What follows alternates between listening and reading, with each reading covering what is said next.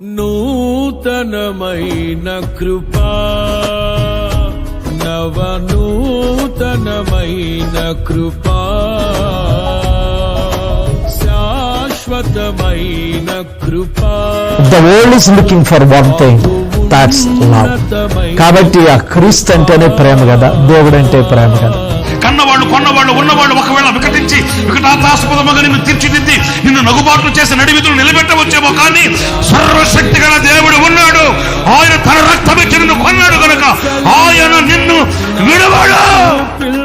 సృష్టిని మాట చేత కలగ చేశాడు, మనల్ని తన స్వహస్తాలతో కలగ చేశాడు. మాట చేత చేసిన సృష్టికి అంతటి రూపాన్ని ఇవ్వగలిగితే తన చేతులతో చేయబడిన మనకు ఇంకెంతటి రూపాన్ని ఇస్తాడు.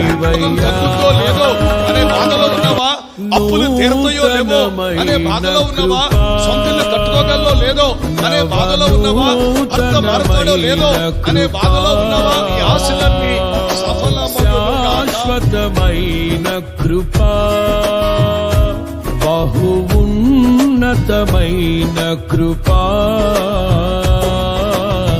నిరంతరం నాపై చూపిన